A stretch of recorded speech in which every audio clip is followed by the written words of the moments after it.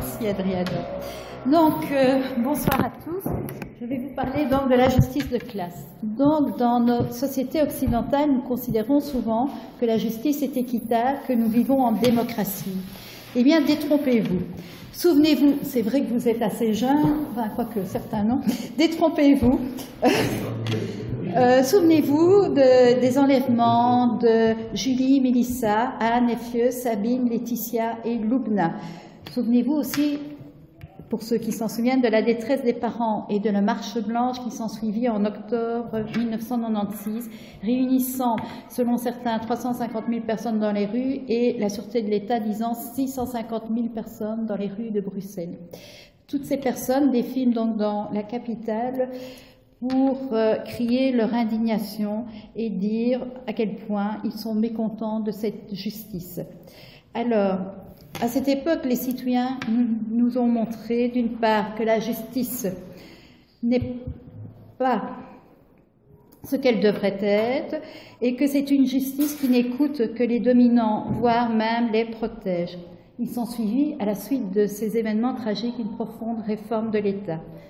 Mais qu'en est-il aujourd'hui ? Je vais maintenant vous parler de la justice de classe de manière générale dans la société en l'illustrant par des exemples concrets de ce que l'on vit aujourd'hui en Belgique. En résumé, il y a plusieurs aspects. Il y a l'aspect des droits, qui, on le verra, ne sont pas les mêmes pour tous. Il y a d'une part cet accès aux droits qui est de plus en plus difficile pour les classes laborieuses, et d'autre part cette justice financière. Exemple, une amende pour un excès de vitesse, eh bien, c'est la même amende pour tout le monde, pour la même infraction, mais ça pèsera d'une manière différente selon qu'on s'appelle le prince Laurent de Belgique ou qu'on est un simple travailleur, un ouvrier. Autre exemple aussi, c'est la firme BMS. Je ne sais pas si vous avez entendu parler de cette affaire qui a commencé fin août 2014. BMS est une société de nettoyage qui sous-traite. Et c'est donc une firme de sous-traitance. Et donc elle avait été engagée, elle est toujours engagée par la SNCF pour le nettoyage des trains, notamment à la gare de Schaerbeek. Dans cette histoire, il y a eu 5 travailleurs licenciés. 2 étaient des délégués syndicaux pour faute grave et 3 autres étaient des intérimaires longue durée. Et dans cette histoire, je vous passe, il y a eu des tas de rebondissements et ça aboutit plusieurs fois au tribunal. Eh bien, BMS, donc cette firme, était représentée par 4 avocats. Heureusement, les ouvriers, eux, étaient syndiqués, donc ils ont été représentés par l'avocat du syndicat, mais imaginez qu'ils ne soient pas syndiqués, ils devaient eux-mêmes pourvoir aux frais de justice, ou même en tant que citoyen, si on a besoin d'un avocat, il est de plus en plus difficile pour nous, enfin en tout cas les citoyens de base, de faire appel à un avocat. C'est de plus en plus cher. Et même si on arrive en payer un, face au ténor de barreau que peut avoir les nantis, eh bien, on n'a quasi aucune chance. Donc voilà. Je voulais... Ce qui se passe aussi, c'est que dans toutes les procédures, donc il y a une procédure, après le temps des procédures, l'attente qui finit que ceux qui n'ont pas vraiment les moyens se découragent avant même de pouvoir aller jusqu'au bout des procédures. Et par exemple, si on s'appelle Albert Frère, c'est une des plus grosses fortunes de Belgique, si pas la principale, pour lui, peu importe le temps que durera la procédure. De toute façon, il a les reins assez solides pour tenir financièrement. Donc, cette justice n'est que de la poudre aux yeux, une illusion savamment orchestrée et entretenue par nos dirigeants, issus du monde politique et économique. Nous sommes toujours dans une justice de classe qui sert la classe dominante. Alors, dysfonctionnement, ou plutôt fonctionnement normal de la justice, l'objectif est-il réellement de protéger tous les citoyens? Sommes-nous tous logés à la même enseigne? Je vous propose donc d'entrer dans le vif du sujet. Tout d'abord, on verra une définition de ce concept. Ensuite, nous verrons quels sont les buts et les enjeux de cette justice de classe. En troisième lieu, ses caractéristiques. Et enfin, pour terminer, quelles solutions pouvons-nous proposer?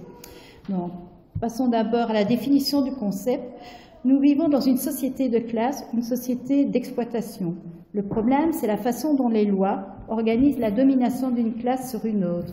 Les règles de droit sont des règles qui reflètent les rapports existants dans la société dans laquelle une classe et ses intérêts dominent. Prédominance du droit de propriété, donc des moyens de production, sur le droit de travail, le droit au logement, le droit au bien-être, le droit au bonheur, etc. Alors, ce n'est pas la petite délinquance qui est la plus grave socialement, mais c'est celle qui est la plus poursuivie, dénoncée et traquée. Non, la plus grave, et la plus violente, c'est celle qui tue la solidarité, la sécurité sociale. Elle est insidieuse, discrète et avance à pas discret. C'est au nom de la fraude sociale que depuis le mois de mai 2005, les inspecteurs de l'ONEM sont autorisés à contrôler spontanément, donc sans prévenir les chômeurs. En fait, ils peuvent faire des visites domiciliaires. Avant, ils devaient avertir une dizaine de jours avant. Donc, c'était avant, il y a bien longtemps, on pouvait faire des visites surprises, et puis en l'an 2000, on avait stoppé. Maintenant, on a repris, donc c'est une nette régression. Donc vous imaginez, donc maintenant, à n'importe quel moment, on peut débarquer chez vous et vous demander des comptes, et donc vérifier dans votre intimité, un peu fouiller votre salle de bain, votre chambre, etc. Ça veut dire que maintenant, par exemple, si, imaginons que vous avez des amis dans le fin fond des Ardennes qui viennent en visite chez vous, hein, eh bien, ils vont apporter leur brosse à dents, leurs vêtements, il y aura des choses qui leur appartiennent. Et s'il y a une visite domiciliaire, on va dire, eh bien, vous avez 2 brosses à dents chez vous, hein, vous avez des vêtements qui ne sont pas les vôtres, etc. Et donc, on peut réellement avoir des ennuis réels. Alors, autre mesure qui a été prise à l'encontre des chômeurs, en fait, et des allocataires sociaux, dans le but de traquer la fraude, c'est que maintenant, on peut contrôler la consommation énergétique. Alors, pourquoi contrôler la consommation énergétique des chômeurs? Eh bien, c'est pour voir si vous êtes cohabitant ou pas. Parce que si vous êtes cohabitant, vous aurez moins que si vous êtes isolé. Et donc, on part du principe que les chômeurs trichent. Et donc, on va voir. Mais là aussi, vous êtes pris au piège, parce que si vous consommez trop, on va dire, ah, vous consommez beaucoup trop, donc il y a d'autres personnes qui vivent avec vous. Imaginons au contraire, vous ne consommez pas beaucoup. Ils vont vous dire, est-ce que vous habitez réellement chez vous? Vous êtes peut-être ailleurs avec quelqu'un d'autre. Et donc, on voit à quel point on peut être pris dans un étau. Alors, cependant, il advient de rappeler que la fraude sociale, donc, est très limitée. Et si on en croit un audit livré au cabinet de Maggie de Bloch, en fait, celui-ci fait état d'un taux de fraude seulement de 4% concernant le revenu d'intégration. Alors, savez-vous ce que rapporterait, à votre avis, si on arrivait à trouver les chômeurs qui fraudent? Qu'est-ce que ça rapporterait à l'État? Quel pourcentage du PIB? C'est-à-dire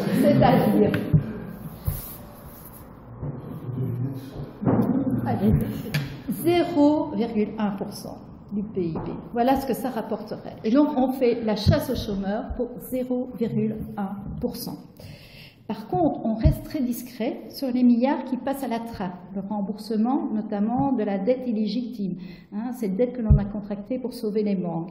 Ces milliards qui seraient bien plus utiles pour lutter contre l'inégalité sociale, améliorer le niveau de vie et d'épanouissement de tous les citoyens en mettant les moyens nécessaires dans les domaines de la santé, la culture, l'école, l'emploi, etc. Alors, je vais vous parler de cette dette illégitime. Alors, je vais faire en raccourci parce que c'est très complexe. Mais donc l'État belge a injecté beaucoup d'argent pour sauver les banques, notamment Dexia, entre autres. Et en octobre 2011, il y a le deuxième sauvetage de Dexia. Le groupe est démantelé. La Belgique achète Dexia Bank Belgique, qui s'appelle aujourd'hui Belfius, pour la modique somme de 4 milliards. Il se porte garant, alors c'est ça qui est important aussi, via un arrêté royal qui est totalement illégal, mais parce que le gouvernement était en affaires courantes à l'époque, c'est-à-dire on a eu une grande période où on n'a plus eu de gouvernement, et donc c'était le gouvernement sortant qui faisait fonction, et donc on ne peut passer aucune loi à ce moment-là. Eh bien on l'a fait. Hein. Et donc ça passe, et donc il décide, dans cette histoire d'arrêt, de prendre les dettes de la Bête Banque de Dexia pour 54 milliards 45 millions d'euros. Alors, comme c'était tout à fait illégal, en décembre 2011, un recours en annulation est introduit par le CADTM, Attaque Liège et Attaque Bruxelles, devant le Conseil d'État. Donc, il s'occupe entre autres de la dette du tiers-monde, mais aussi de voir les autres dettes illégitimes, notamment pour le moment, ils ont fait l'audit pour la Grèce. Je vous passe les détails. En janvier 2013, publication d'un nouvel arrêté royal sur cette garantie, donc pour Dexia. La part supportée par la Belgique sera de 43,7 milliards d'euros, l'équivalent de 20% du budget de l'État fédéral. Donc on s'engage pour l'équivalent de 20% du budget fédéral. Pour comparaison, les allocations de chômage ne représentent que 3% des dépenses publiques. Mais on fait la chasse aux chômeurs. Hein. Donc, et puis, il se passe encore plein de choses, et on arrive en mai 2013. Alors là, on fait très fort, il y a adoption par le Parlement fédéral d'une loi qui valide a posteriori les garanties illégales que l'on avait pris. Et si je me souviens, c'est Renders qui s'est occupé de ça, mettant ainsi fin à l'action en justice contre ces garanties. Donc on a réussi à légitimer quelque chose qui était tout à fait illégal et de manière rétroactive. On est très fort. Donc on voit à quel point finalement cette justice n'est pas une justice où tout le monde participe et collabore pour qu'elle soit réellement juste, mais qu'en fait, elle est utilisée par nos dirigeants en fonction de leurs intérêts et des intérêts qu'ils servent. Alors, je vais aborder le point 2 qui est but et enjeu. Donc, nous avons la conviction que la justice de classe n'est pas qu'un sentiment diffus, mais une réalité. Ce n'est pas le fruit du hasard. Son origine tient en quelques mots.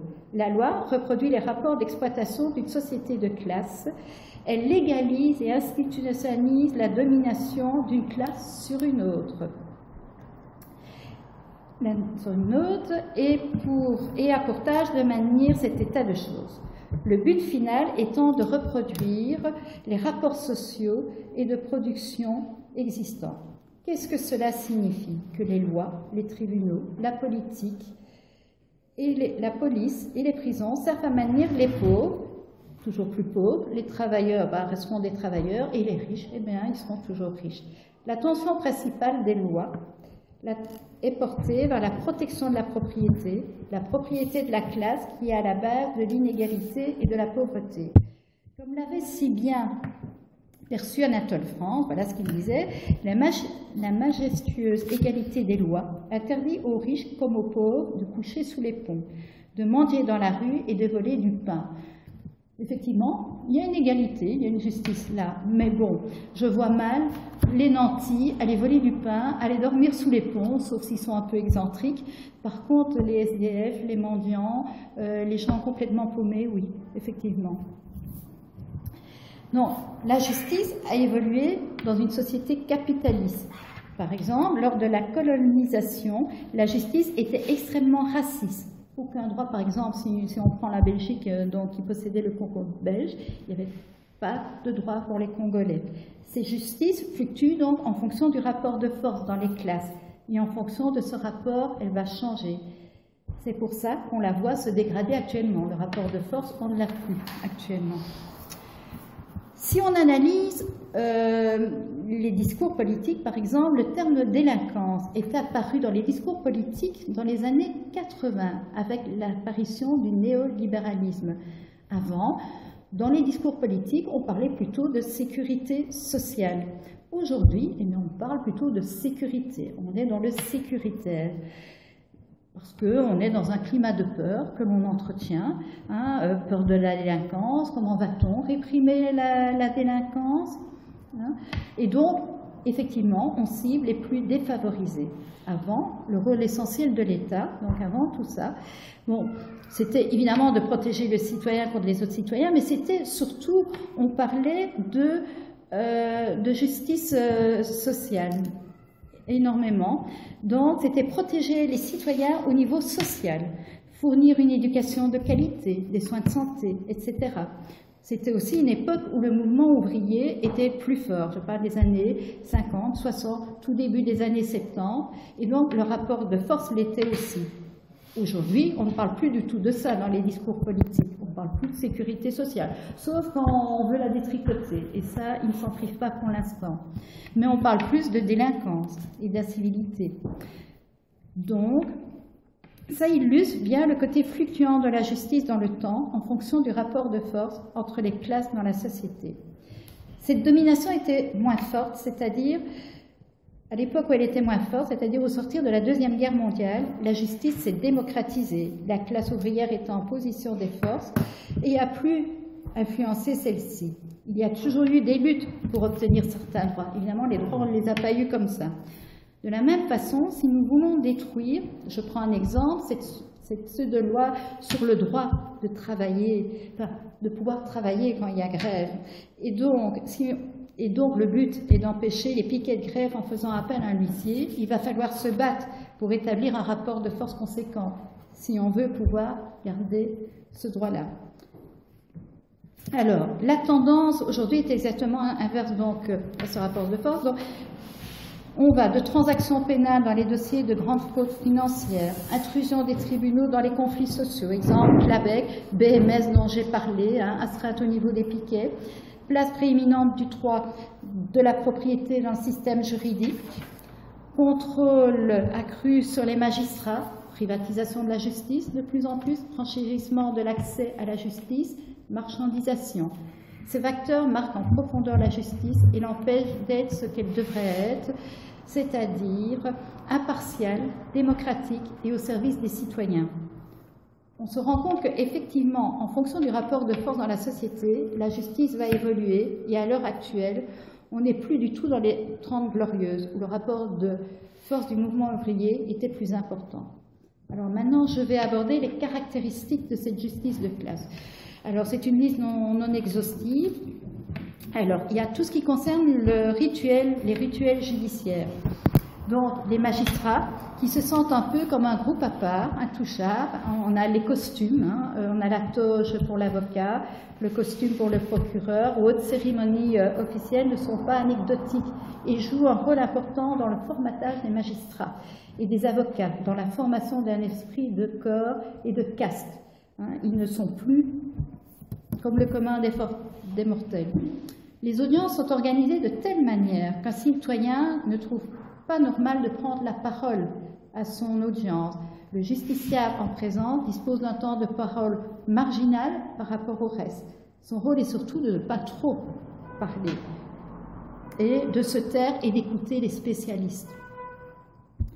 Il y a aussi ce qui fait que le citoyen lambda est complètement perdu aussi, c'est qu'il y a l'utilisation d'un jargon complètement incompréhensible, hermétique. Beaucoup d'élocutions latines, on fait énormément de références au latin. Et même si chaque métier a son vocabulaire, celui de la justice est clairement, vraiment hermétique. Un autre secteur où, et ce n'est pas un hasard, où le langage, le vocabulaire est très très difficile à comprendre, c'est le secteur de l'économie. Ce n'est pas un hasard non plus. Par exemple, je pourrais mettre ça en parallèle pour montrer à quel point ça restait bien hermétique, c'est que même le vocabulaire médical, le discours médical, à l'heure actuelle, est beaucoup plus accessible que le langage de la justice.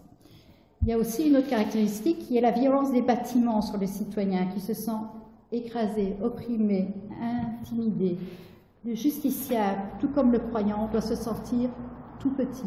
Alors, c'est moins vrai pour les palais de justice modernes, mais si on prend, on en a un splendide ici à la place Poula, qui est énorme. Quand vous entrez à l'intérieur, on pénètre dans un autre temps et vous vous sentez complètement écrasé. Et ce n'est pas pour rien, à l'époque où il était construit, qu'est-ce qui se trouvait en bas? Les Marolles, en fait. Et les Marolles, c'était, même maintenant si ça devient un peu plus bobo, c'était surtout un quartier populaire, les Marolles. Les premiers logements sociaux se trouvent aux Marolles. Et donc la justice, c'est comme si c'était un domaine qui nous dépasse, dans lequel on ne peut pas s'impliquer, parce qu'on ne comprend pas ce qui nous arrive, ce qui nous tombe dessus, qui nous écrase. On nous dépossède de notre droit, comme en politique d'ailleurs, ou dans le domaine de l'économie, de tout ce qui nous concerne, parce qu'on dit c'est trop compliqué pour nous, vous n'allez rien comprendre, hein, et donc on va faire ça à votre place. Donc, on met aussi des moyens en œuvre pour empêcher certaines catégories de citoyens, notamment dans les dossiers de grosse fraude financière, d'être poursuivis. Je vous laisse deviner quelle classe on vise, évidemment. Notamment, qu'est-ce qu'on fait? On réfute des preuves, par exemple, qui sont intervenues pour poursuivre, parce qu'elles ont été collectées illégalement, par exemple. Autre technique, c'est il y a très peu d'enquêteurs. Évidemment, c'est voulu. Donc, ce qui fait que l'instruction prend tellement de temps, puisque les pauvres sont débordés, qu'il y a un risque de prescription réelle, et bien souvent, les affaires sont classées parce qu'il y a prescription, tout simplement. Par contre, en balance, il y a un choix politique délibéré de poursuivre la petite délinquance. Donc, au lieu de poursuivre les grandes fraudes. C'est vrai que la petite délinquance, ça rapporte beaucoup plus. Donc, soi-disant pour combattre le sentiment d'insécurité. Donc, utilisation de l'idéologie de la sécurité pour créer un état d'esprit dans la population. Alors ici, je vais prendre plusieurs exemples. Alors, une des dernières trouvailles, c'est les SAC, les sanctions administratives communales. Donc, officiellement, les SAC, c'est pour désengorger les tribunaux qui sont dépassés, et donc, comme ça, il n'y aura plus d'impunité, tout le monde, on pourra punir assez vite. En réalité, les SAC sont là pour criminaliser la jeunesse et réprimander les acteurs des militants politiques, entre autres. Alors, je vais vous donner des exemples de SAC reçus, par exemple, pour avoir mangé des tartines sur les marches d'une église à Malines. Vous recevez SAC. Pour avoir bu une canette de bière dans une rue à Anvers, là aussi, vous recevez une SAC. Aussi, pour avoir mis de la musique trop fort dans une voiture, ça c'est à Ixelles, vous prenez une SAC. Ville de Bruxelles, en fait, là, pour avoir distribué des tracts, là, je ne savais pas, on ne peut pas distribuer, enfin, ils jouent sur le flou. Donc, pourquoi avoir une SAC pour distribuer des tracts dans la rue? Eh bien, parce que peut-être, on pourra dire qu'on jette des papiers par terre, donc c'est pas bien, c'est une incivilité. Ou parce que ça dérange les gens, donc c'est aussi une incivilité sur la voie publique. Et ça va à tel point que, par exemple, c'était le PTB, il y a quelques temps, il y avait le PTB qui distribuait des tracts à la sortie, je ne sais plus, d'une réunion politique, je ne sais plus si c'était le Parti Socialiste, c'était une réunion politique. Et quelques mètres plus loin, il y avait des personnes qui distribuaient des tracts pour une kermesse au boudin, ou quelque chose dans le style. Eux n'ont strictement rien eu. Par contre, les autres, la police est intervenue en disant « vous ne pouvez pas ». Voilà, tout à fait. Donc voilà. Les SAC aussi peuvent intervenir pour quand il y a des manifestations. Pourquoi? Trouble à l'ordre public, tout simplement. C'est tellement vague, c'est tellement trouble à l'ordre public qu'on peut mettre n'importe quoi à l'intérieur de ça. Alors, il y a aussi la criminalisation de la mendicité. Alors, j'ai pris comme exemple la ville de Charleroi. Pourquoi? Parce que le bourgmestre, c'est Paul Magnette, qui est aussi ministre-président wallon. Eh bien, en septembre 2013, ils ont adopté un nouveau règlement communal dans lequel on dit que l'on ne peut plus mendier à Charleroi qu'à certains moments. Donc, le lundi, vous pouvez mendier dans le centre-ville. Les autres jours, vous devez aller dans les communes du Grand Charleroi. Donc, vous devez vous déplacer. Vous ne devez pas être au même endroit. Alors, parce que, soi-disant, il faut ménager la cohabitation avec les citoyens de la ville et avec les commerçants. Donc, pour empêcher justement cette mauvaise cohabitation, on va déplacer les mendiants. C'est vous dire. Il y a par exemple aussi appel à la délation à Anvers. Il y a un numéro que vous pouvez appeler et donc par exemple vous n'êtes pas content, vous êtes fâché avec votre voisin, ben, vous pouvez téléphoner et raconter n'importe quoi. On est très proche des années 30, hein, là, avec la délation, on sait où ça a mené. Il y a aussi, ça c'est quelque chose d'assez récent, le mur de Moucron. Alors, à la demande de la ville de Moucron, la municipalité de Waterloo, qui se trouve en France, va ériger un mur de plus de 2 mètres de haut. Vous vous rendez compte, 2 mètres de haut, pour séparer un village d'un site d'accueil pour les gens du voyage, en fait, qui se trouve en France. Et donc, ça dérange les villageois qui se trouvent en Belgique. Donc, on va ériger un beau mur pour les protéger. Et le bourgmestre explique, hein, parce qu'on l'a interrogé, qu'il s'agit d'une demande de la population qui constate une recrudescence des vols dans le secteur. Donc on voit les clichés, hein, effectivement, les Roms, les gens du voyage, les Romanichels, ben oui, c'est des voleurs, évidemment, c'est des voleurs de peau. Hein. C'est à Moucron? Oui, Moucron. C'est tout récent. Oui. Et donc, attends, pourquoi tu parles d'un village français? Eh bien parce que c'est sur le territoire français. En fait, c'est à la frontière. Et donc, le centre d'accueil pour les gens du voyage se trouve sur le territoire français. Mais les villageois belges se plaignent. Et donc, la France est d'accord de construire un mur de 2 mètres de haut. Et comme ça, ils seront protégés. Cool, hein? Donc, la justice investit dans l'appareil répressif pour réprimander des incivilités ou réprimer des gens qui sont quelque part, ou certainement même, victimes du système social. On voit l'investissement dans cet appareil avec des lois antiterroristes, une certaine façon de faire peur aux citoyens, justifier la présence des caméras et évidemment de l'armée dans la rue. C'est pour notre bien, ça. Hein? Il y a aussi l'impunité des policiers. Hein? Il y a des bavures de plus en plus importantes parce qu'on donne de plus en plus de pouvoir répressif aux policiers. Hein?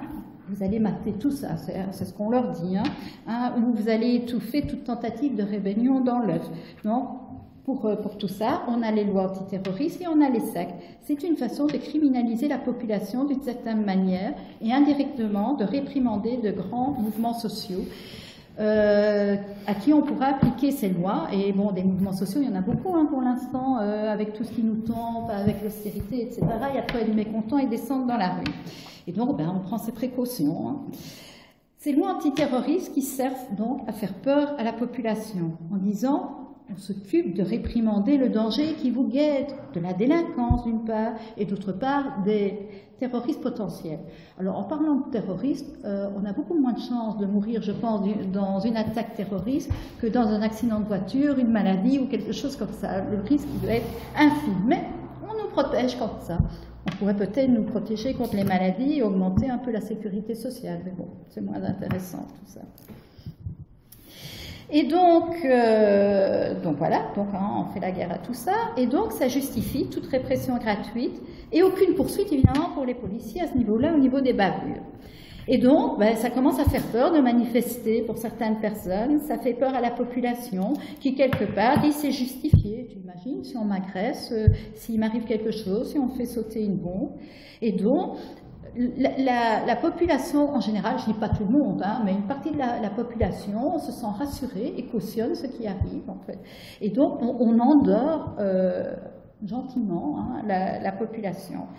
Et donc pour y parvenir, pour endormir hein, et pour faire passer un peu n'importe quoi, on instrumentalise les médias par exemple, qui appartiennent à des grands consortiums et donc ils vont défendre évidemment leurs intérêts. Hein, il suffit de regarder les actualités, tout ce qu'on nous martèle, les petits délinquants qui ont fait ça, etc. Par contre, les grandes criminalités, ça passe quasi sous silence. Hein. Ou alors, c'est quand ils ne savent pas faire autrement, et on n'en parle pas trop. On applique aussi la vieille recette du pain et des jeux pour divertir le peuple. Pendant ce temps-là, on ne pense pas à autre chose. Donc cet état d'esprit vient par la suite justifier une politique ultra répressive. Alors on a facile à dire, ben voilà, c'est pour votre bien, hein, ne vous inquiétez pas, hein. Plus personne n'est là pour réagir, donc voilà. Donc la justice pénale est un appareil idéologique d'État dont la fonction principale est de renforcer un pouvoir établi. Cela passe donc par l'extension du filet pénal. Plus on criminalise, plus on crée des zones de contrôle, évidemment, possibles de la part du parquet et de la police. Donc c'est très intéressant pour eux. Donc il s'agit donc bel et bien de faire peur aux citoyens, aux travailleurs, afin de pouvoir justifier un renforcement des contrôles et une politique de plus en plus coercitive. contre eux, qui ont pour but ultime de discipliner les classes populaires afin d'exercer une autorité sur elles. Exemple, maintenant quand un huissier vient sur un piquet de grève, si les travailleurs ne sont pas informés de leurs droits, de qu'est-ce qu'ils peuvent faire par rapport à ces piquets, eh bien ils ont tellement peur, eh bien ils disent oui ok, on arrête. Hein, par exemple, c'est ce qui s'est passé entre autres sur des piquets de Deleuze. Effectivement, imaginez un seul instant quel scénario catastrophe pour les nantis de ce monde, si tous les citoyens du monde essayaient de se rebeller contre les politiques d'austérité et les inégalités sociales qu'elles engendrent. Et bien donc du coup, ils auraient tous bien peur et donc en amont, ils essayent de mater tout ça et de bien tenir tout le monde tranquille. Alors, autre caractéristique, c'est qu'on restreint de plus en plus l'accès à la justice pour toute une série de justiciables. Il y a toutes les réformes, la réforme du Prodeo. Il y a maintenant sur les frais d'avocat 21% de TVA. Déjà les avocats c'est pas pour rien, mais maintenant on nous met 21% de TVA. Hein? Augmentation des droits de grève, jusqu'à 5 fois leur montant actuel. Ça c'est tout récent, hein, dans certains cas. Donc les droits de grève c'est le droit d'entrée à une procédure judiciaire. Donc on doit passer par là. Donc, non seulement les frais augmentent, mais en plus les droits de grève, avant c'était par dossier, maintenant c'est individuel. Donc autant de personnes par dossier, c'est autant de personnes qui vont payer un droit de grève. Donc on est de plus en plus dans la marchandisation de la justice. Exemple que Testachat avait trouvé, c'est un couple de propriétaires d'une maison qui a un arriéré de 2600 €. Pour introduire sa procédure, il payera 160 € maintenant au lieu de 40.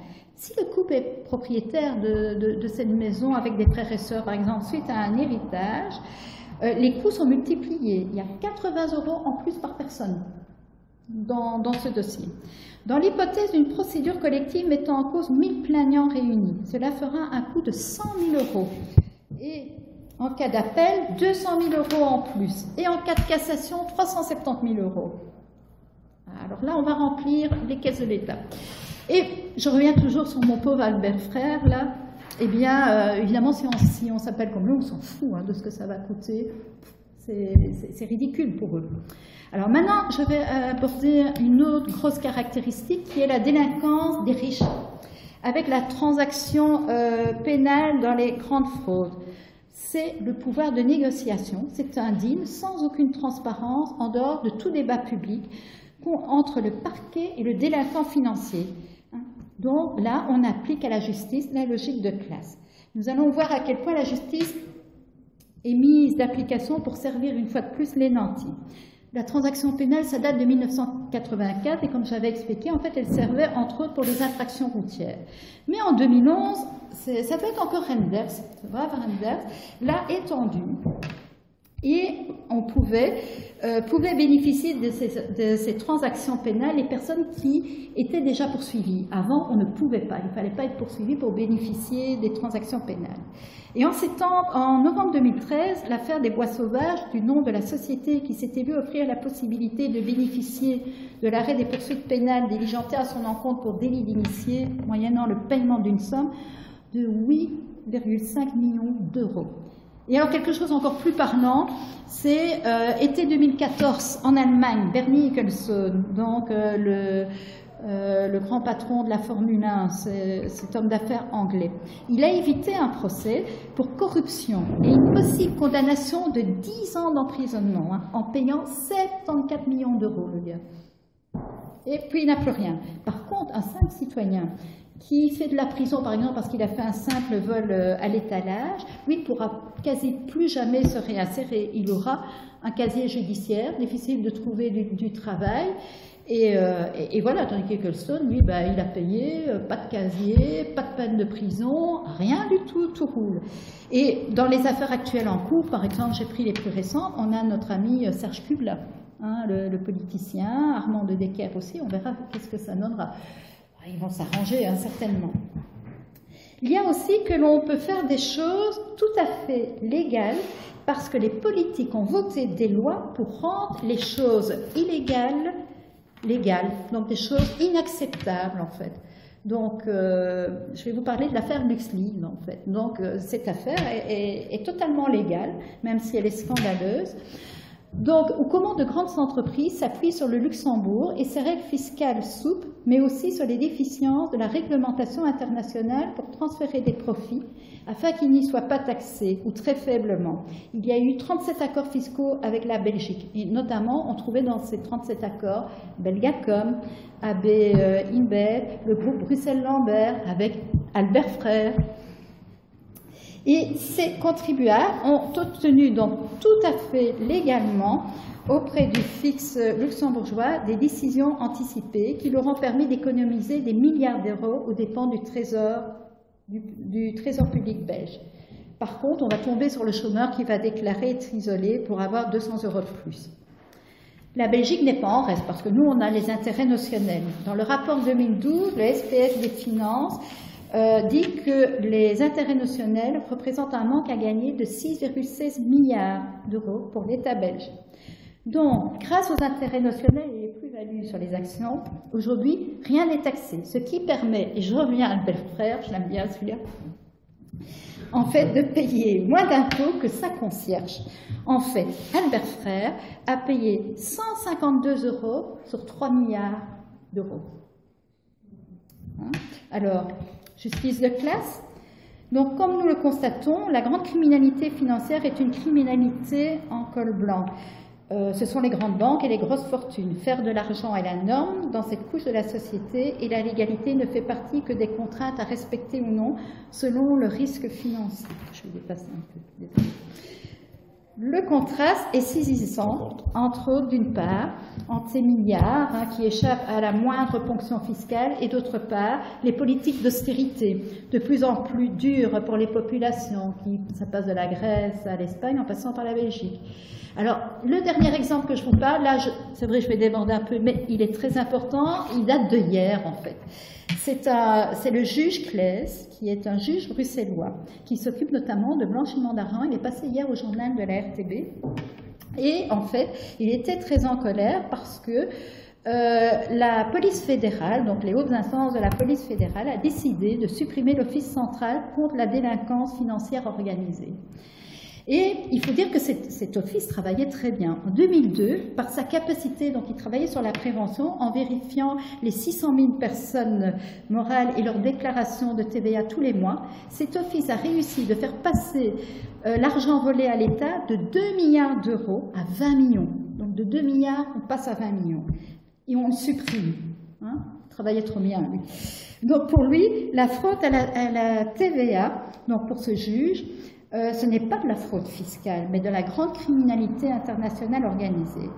Et il disait donc hier qu'actuellement des dizaines de milliers d'affaires sont sans suite car le parquet n'a pas les moyens de poursuivre. Bon, c'est fait exprès, évidemment.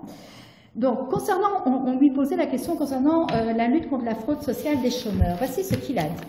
En fait, il a cité d'abord Colbert, qui dit à Louis XIV, « Sire, il faut taxer les pauvres parce qu'ils sont plus nombreux. » Voilà, ça se passe le commentaire, effectivement.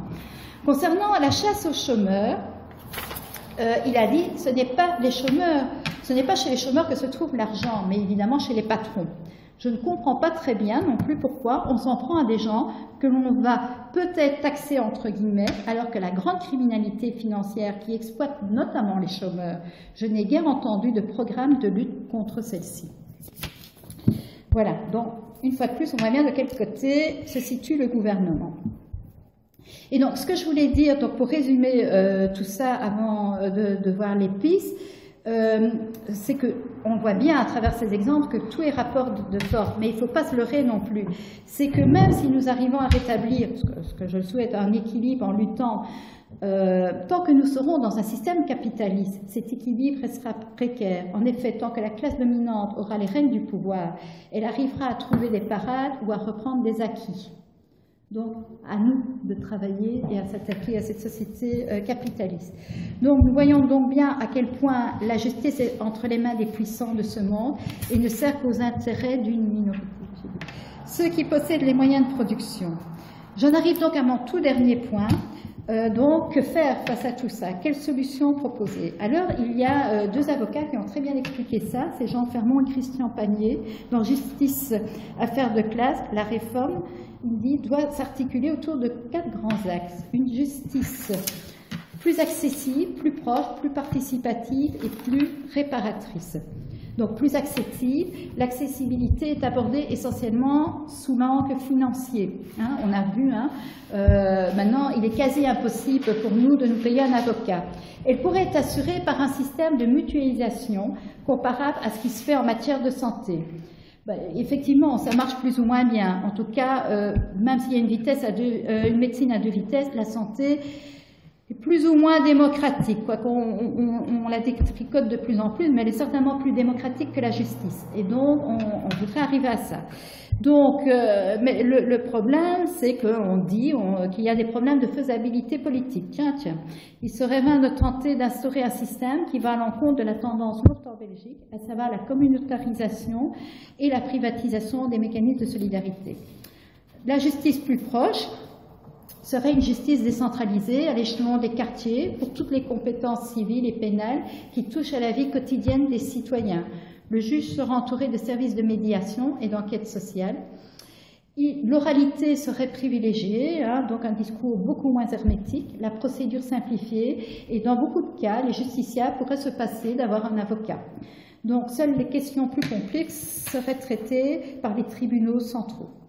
Justice participative qui va de pair avec une plus grande participation des citoyens, donc sur le modèle du tribunal du travail et du commerce. Donc il y a un juge professionnel qui est entouré, donc ça se passe déjà maintenant, autour de juges citoyens.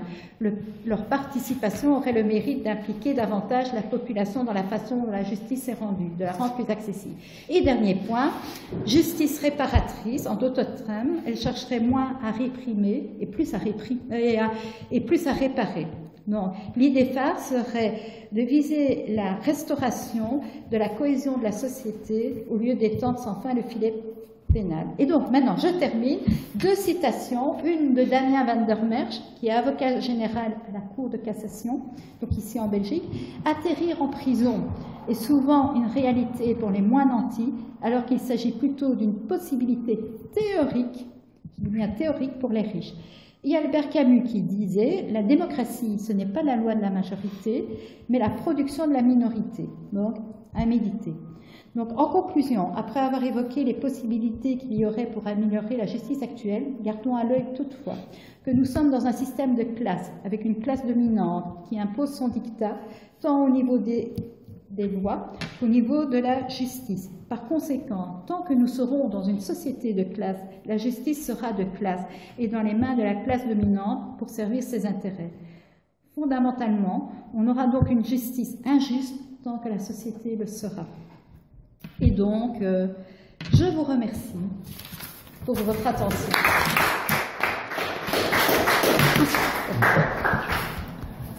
Merci Annick. Maintenant, je propose d'ouvrir le débat. Donc celui ou celle qui aimerait parler, à vous la parole.